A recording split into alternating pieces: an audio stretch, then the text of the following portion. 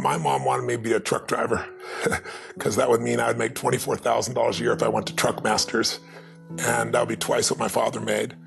And she thought that would happen, but something inside of me said, I don't want to drive a truck. There's something else that matters more to me, and I decided I was not going to go for money instead of passion. And the rewards have been pretty amazingly better than being a truck driver. It's not bad being a truck driver, it's just not what I was after. And I look back, and one of the things that helped me was my original teacher, Jim Rohn, who was a personal development speaker I went to hear when I was 17. He said something the first time I heard him, and he said, you know, it's really simple. If you want life to change, you got to change. If you want life to be better, you've got to get better. It's the only way it happens.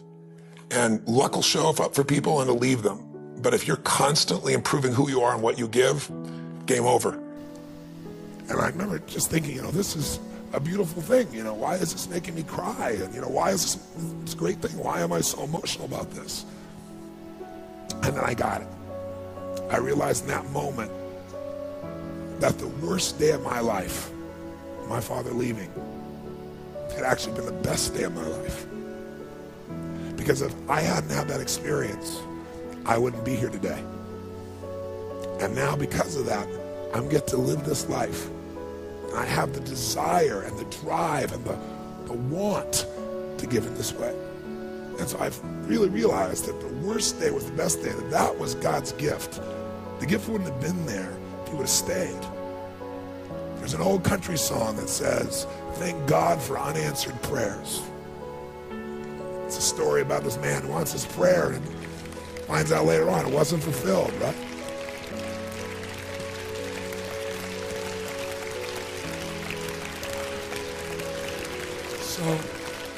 So I tell you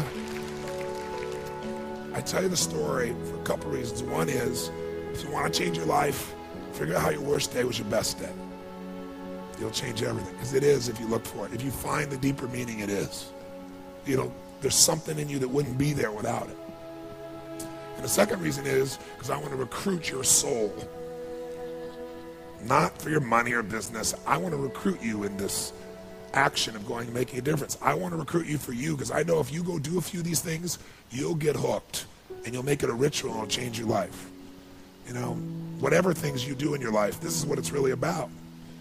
And, you know, it won't be long before it'll be Thanksgiving here, and we still do this. You know, I start out the first year, I fed 2 families, and the next year I fed 4. I'm going to double it.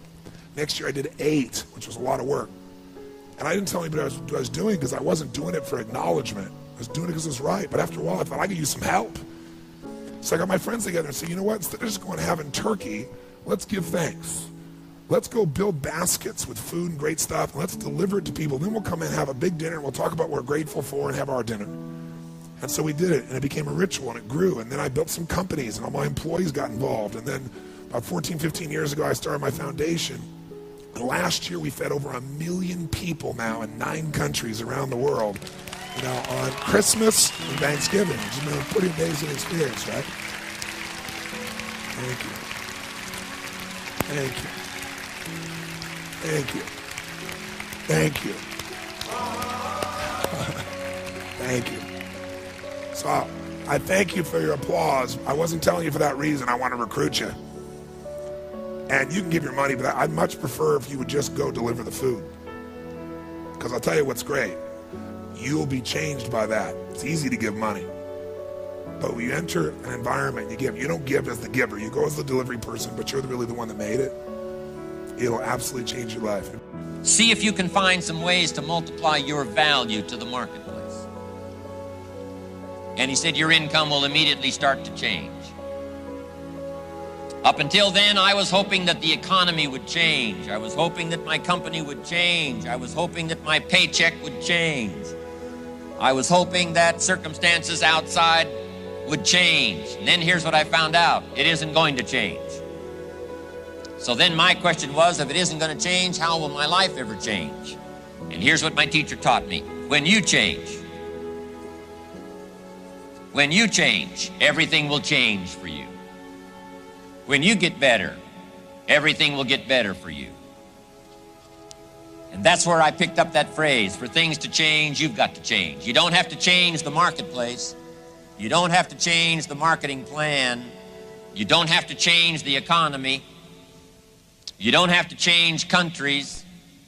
You don't have to change circumstances out there. All you've got to do is look within and see if you can change yourself for the better. And as you change, things will start to change for you. Let me give you the day that turns your life around as quickly as I can. I got 4 parts to the day that turns your life around, and then we're finished for the day. Number 1, disgust. Disgust. Disgust is a negative emotion, but it can have a very positive, powerful effect. Disgust says, I've had it. What an important day that could be. I've had it. Wow.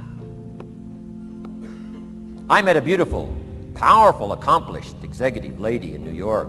The company invited me to come in. This lady was the vice president, extraordinary lady. I got to know her and I found out her story. I said, how did you get here? Big income. And she never went to college, never went to university. I said, how did you get here? Executive, powerful, income. She said, well, let me tell you part of the scenario. She said, when I was a young mother a few years ago, she said, one day I asked my husband for $10. And he said, what for?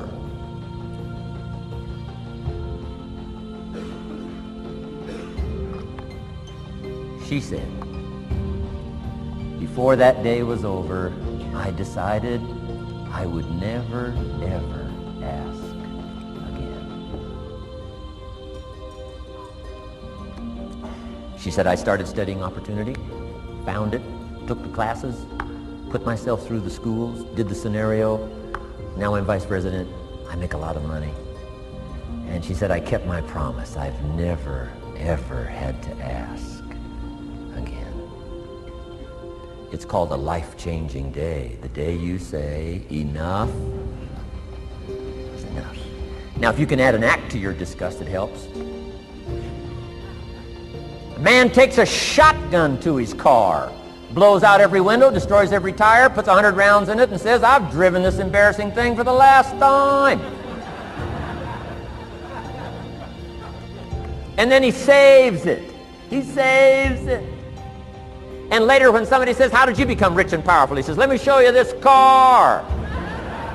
One day I'd had it up to here, I blew it to smithereens. Enough is enough. Here's the last 3. Next is decision. Decision making is a life-changing day. If you went home today and in the next few days cleaned up a list of decisions, it could furnish enough inspiration for the next 5 years, 10 years. What an inspiring day, the day you can bring yourself to decide. And here's the 3rd one, desire, wanting to bad enough. Who knows the mystery of that? We don't know. But here's something I do know. Sometimes desire waits for a trigger, waits for something to happen. Who knows what the happening may be? A song, the lyrics, a movie, the dialogue, a seminar, a sermon, a book, an experience, confrontation with an enemy, a conversation with a friend who finally levels with you. Whatever the experience it is, it's so valuable. And here's my best advice. Welcome all experiences. You never know which one is going to turn everything on. Don't put up the walls. The same wall that keeps out disappointment keeps out happiness. Take down the walls. Go for the experience. Let it teach you. And here's the last one. Resolve. Resolve says I will. 2 of the most powerful words in the language. Benjamin Disraeli said, nothing can resist a human will that will stake its existence on its purpose. Shortly put, I'll do it or die. Best definition of resolve I got from a little junior high girl, Foster City, California. I'm going through some words one day. I got to this one and I asked the kids, who can tell me what resolve means? Some didn't know, some tried. Interesting. The last one was the best. Little girl about 3 rows back, she said, I think I know, Mr. Rohn. I said, what? She said, I think resolve means promising yourself you will never give up.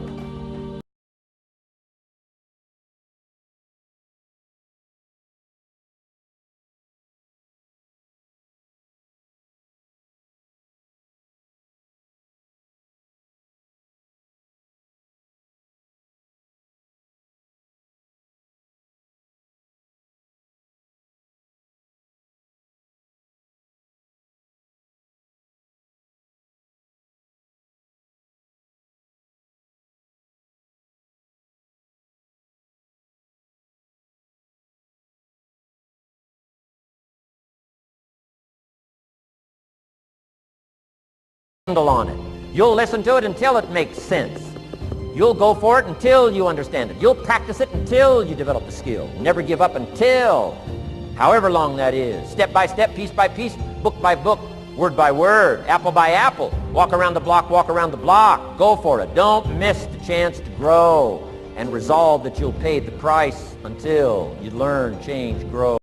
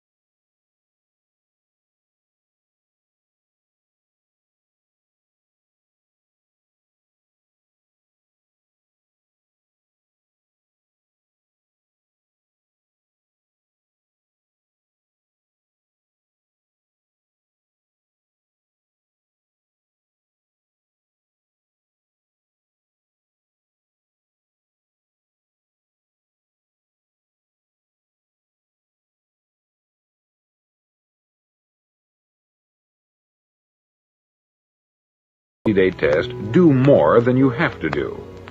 In addition to maintaining a cheerful, positive outlook, give of yourself more than you've ever done before. Do this knowing that your returns in life must be in direct proportion to what you give. The moment you decide on a goal to work toward, you're immediately a successful person. You're then in that rare and successful category of people who know where they're going. Out of every 100 people, you belong to the top 5. Don't concern yourself too much with how you're going to achieve your goal. Leave that completely to a power greater than yourself. All you have to do is know where you're going. The answers will come to you of their own accord. Remember these words from the Sermon on the Mount, and remember them well. Keep them constantly before you this month of your test. Ask, and it shall be given you. Seek, and ye shall find. Knock, and it shall be opened unto you. For every one that asketh receiveth, and he that seeketh findeth, and to him that knocketh it shall be opened. It's as marvelous and as simple as that. In fact, it's so simple that in our seemingly complicated world it's difficult for an adult to understand that all he needs is a purpose and faith. For 30 days, do your best. If you're a salesman, go at it as you've never done before, not in hectic fashion, but with the calm, cheerful assurance that time well spent will give you the abundance in return you deserve and want. If you're a homemaker, devote your 30-day test to complete giving of yourself without thinking about receiving anything in return, and you'll be amazed at the difference it makes in your life. No matter what your job, do it as you've never done it before for 30 days. And if you've kept your goal before you every day, you'll wonder and marvel at this new life you've found. Dorothea Brand, outstanding editor and writer, discovered it for herself and tells about it in her fine book, Wake Up and Live. Her entire philosophy is reduced to the words, act as though it were impossible to fail. She made her own test with sincerity and faith, and her entire life was changed to one of overwhelming success. Now you make your test for 30 full days. Don't start your test until you've made up your mind to stick with it. You see, by being persistent, you're demonstrating faith. Persistence is simply another word for faith. If you didn't have faith, you would never persist. If you should fail during your first 30 days, by that I mean suddenly find yourself overwhelmed by negative thoughts, you've got to start over again from that point and go 30 more days.